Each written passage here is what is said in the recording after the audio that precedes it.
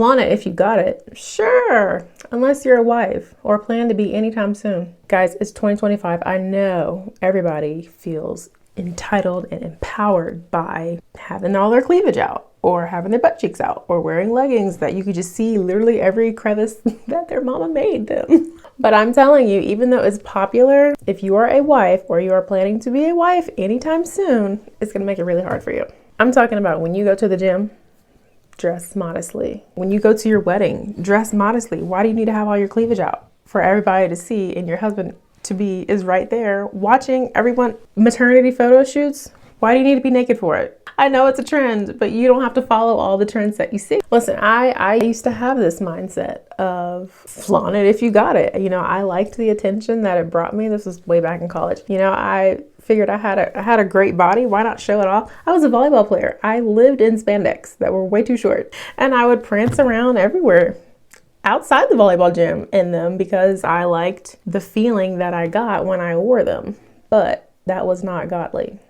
I was definitely not in a godly space when I was doing any of that. When I went clubbing, you know, the dresses that I wore hiked up to the same place that my spandex usually ended. I don't know what I was expecting.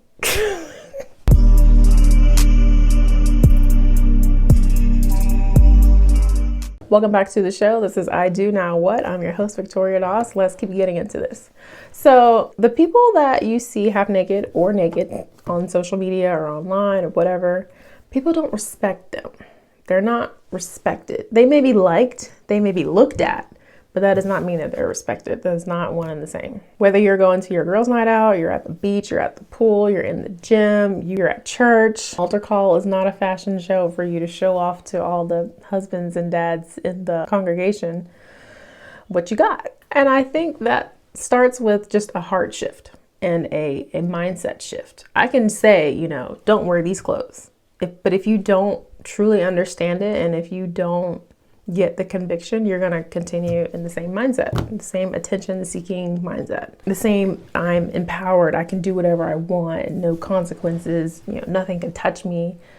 That's not a mindset that you should have as a godly woman, as a Christian woman, especially as a wife, and especially if you're planning to be a wife. The ugly truth is that if your social media is full of pictures of you turned around with your butt sitting on the sink, or just all your pictures are just of you sideways with your butt showing, or turn it all the way around with your backside showing. If all your pictures, like, you just have cleavage, it's just everywhere. It's just everywhere. Like, everywhere that you look on your page, all you see is just sexual suggestiveness, lustful, like, come hither, come on, come in my DMs. If that's what is on your social media, you may be warding off potential future spouses. Husbands don't want that. Husbands don't want to feel like they have to tame their wife. If someone that they're interested in still has that mindset, and it is an immature mindset, but they still have that immature, worldly, attention-seeking, I need validation from everyone else. If they still have that mindset, they're not going to make a good wife, because that husband is going to have to tame that wife and be like, you want to wear that to the dinner party? Aren't you? You know, he's going to have to go through that for years and years and years and years and years until she catches on, if she ever does. Who wants to sign up for that? I know that your favorite artists do the exact same thing on stage with no remorse. I know it's pushed in music videos, and people still watch those. It's pushed in music videos at the Grammys and the Oscars and the whatever. Everybody is just, you know, how high was their slit? How deep was the cut? Oh, they didn't even have a bra on under the shirt. It was just some diamond studs and a blazer. And oh, they looked fabulous. You know, it's constantly pushed in the media. It's pushed to adult women, but also to young girls and teenagers. And they're growing up being normal. Like, this is normalized. They're desensitized to it. And so it's really hard when they hear someone saying, no, you shouldn't do that.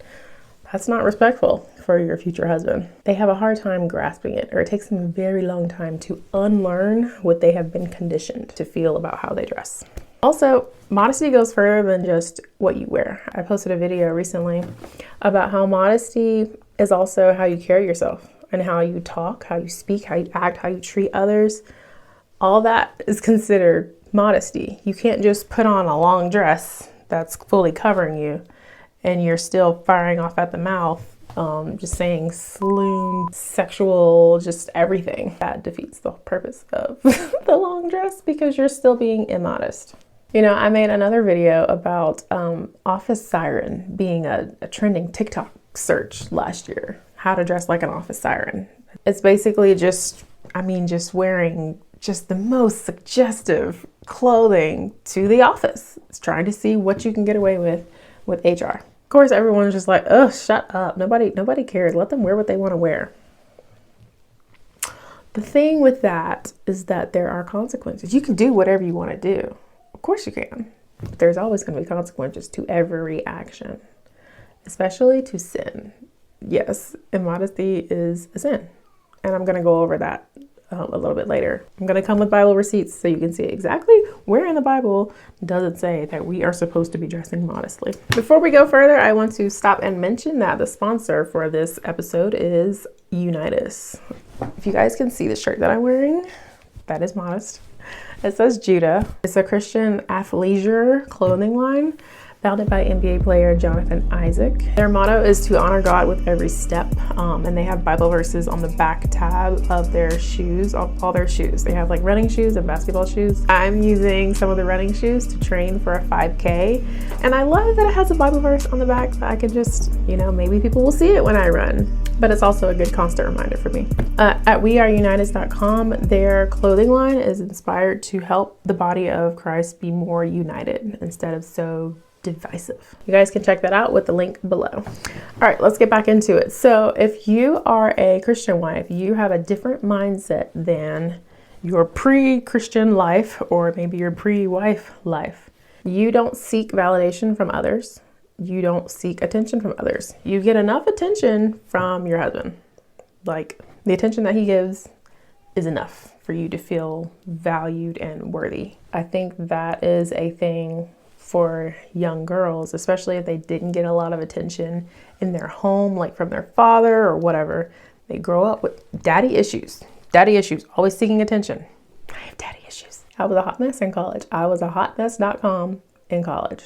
Praise the Lord that I was delivered from all that and the spirit that was in me and then found a very, very, very good husband who does make me feel seen, heard, valued, all of that. I don't feel like I have to wear a low-cut shirt right now when I'm talking to you guys. I don't feel like I have to have the tightest hourglass jeans or leggings on whenever I go to the grocery store so that people will look. I don't feel that. I don't desire that because that void has already been filled by God, primarily. That's got to come first, and my husband. So that is the mindset that Christian wives have, and that's why they feel so comfortable just wearing what most people think is boring clothes. That's another thing that I feel like a lot of people shy away from their modesty journey or the idea of modesty is because they think that they would have to go into like, they imagine like their mom dragging them into Sears or JCPenney back in, the 90s and 2000s and just looking at the older women section and just looking like, the stuff is ugly. I like to dress modestly, but I will mention that the older that I get, the more I'm refining my style. But I still promise myself that I'm not gonna look like the ugly section at JCPenney. I'm gonna find cute ways to look modest. And my husband appreciates this. Now this is touchy, but let's talk about how men view women that wear modest apparel. Especially like how husbands view their wives who wear modest apparel. If you are flaunting, if you got it, if you're in that mindset, men are looking at you. Yes, everyone is going to look at you. They may lust after you. They may be in your DMs, all that.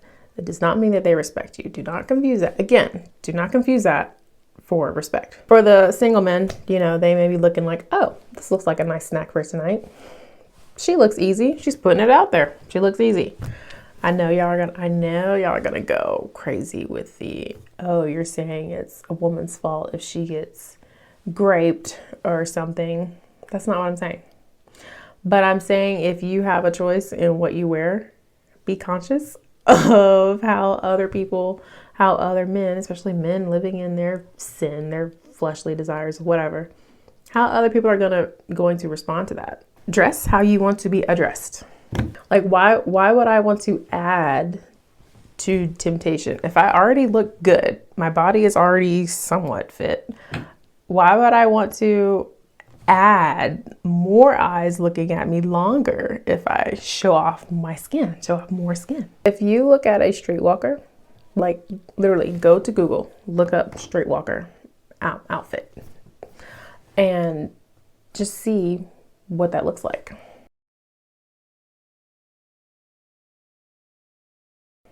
And I want you to compare it to what's in your closet or what you see that's popular, that's worn on social media. Do you notice any striking similarities? I don't want to dress like that. Streetwalkers dress like that because they want to look like they're trying to portray that they're easy. Like, hey, come get it. Why would I want to be seen in anything that looks anything like it's promoting that message? Even if I'm not intentionally promoting that message, why would I want to dress like I might be? That's how men view women that dress immodestly. They don't respect them. They look easy. They're like, they assume that they want attention. They might give them that attention. They're not going to give them that respect though. And you're just another, like, you just blend in with all the other fish in the sea. How men view women that dress modestly. You definitely stand out. You're unique. It's like, oh, she's not showing off all of her goods. I wonder why she's doing that. You know, it adds an intrigueness, like a unique factor, because again, you stand out. But it makes you seem more confident. One, unintentionally, it makes you seem more confident that you feel like you could still rock a room with your body covered up. They do respect you more, especially as a husband. If your husband can trust more in his wife who's dressing modestly than he could a wife who's scantily clad all the time. I don't know how these celebrity husbands do it. These have got to be arranged marriages. But some of these celebrity husbands, like Kanye, who let Bianca dress like that in public. I don't know. You can't call it dress like that because she's literally wearing nothing. Nobody respects her. Nobody respects him for letting her dress like that. Nobody respects her for agreeing to dress like that. Unless this is some kind of arranged, Diddy thing. Anyway, let's look at the Bible receipts. The Bible does say that a woman's beauty should come from her godliness and her good works rather than her outward appearance. It says so in 1 Timothy 2:9-10. Likewise, also that women should adorn themselves in respectable apparel with modesty and self-control, not with braided hair and gold or pearls or costly attire, but with what is proper for women who profess godliness with good works. The Bible also says that modesty is not just about good clothing, but it's about your spirit. And like I said before, it's not just what you wear, it's who you are. And we can see that in 1 Peter 3:3-4. Do not let your adorning be external, the braiding of hair and the putting on of gold jewelry, or the clothing you wear, but let your adorning be the hidden person of the heart with the imperishable beauty of a gentle and quiet spirit, which in God's sight is very precious. Gentle and quiet spirit. We see that again in Proverbs 31, like this gentle, meek, quiet spirit. Not this loud, like, here I am, look at me, I'm here now, look, not that spirit. Again, I had that spirit in college, not that spirit. Remember what I said about temptation and not wanting to add to someone else's temptation because of what you're wearing? That's in the Bible too. Matthew 5:28. But I say to you that everyone who looks at a woman with a lustful intent has already committed adultery with her in his heart. He just committed adultery. If a man lusts after you, he just committed adultery. Even just the thought, lustful thoughts. Now God sees it as he committed adultery. So if what you're wearing, not that it's, fully your fault, but if you're wearing something that is just, it's cut down to here. Your skirt is all the way, it didn't pass the bend over test. You bent over, you could still feel a lot back there that was showing and you decided to wear it anyway. It didn't pass the test, but you still wore it. And someone looks at you.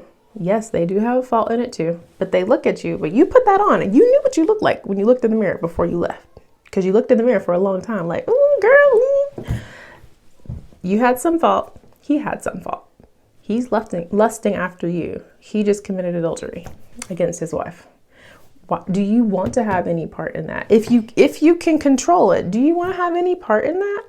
I'm not saying you got to wear sweatpants and a sweatsuit and like, the cover up everything but your eyes. But still, why would you want to add more than necessary? The Bible also says that our bodies belong to God and that we should honor him with what we're wearing. 1 Corinthians 6:19-20 says, or do you not know that your body is a temple of the Holy Spirit within you, whom you have from God? You are not your own, for you were bought with a price. So glorify God in your body. This is God's temple. You should always be trying to glorify God. Like that is your purpose on earth, is to glorify God. That is your purpose when you get married, is to glorify God. That is your purpose when you become a parent, is to glorify God. So with what you're wearing and what you're doing every day, it should glorify God. All right, that's all that I have on this. If you guys want to start on your modesty journey, I definitely advise you to go onto TikTok or maybe on here on YouTube, type in modesty journey and follow people that are on their modesty journey or people that are already modest, because it's a lot easier to continue to be motivated and grow in a space when you're watching others do the same thing. You can be inspired by them. I am going to link my LTK down below so you guys can see what outfits that I wear and where I get them from. Don't forget to follow us on Instagram. Also, we're trying to grow our X page. Everything is down in the description below, and don't forget to click subscribe. Bye.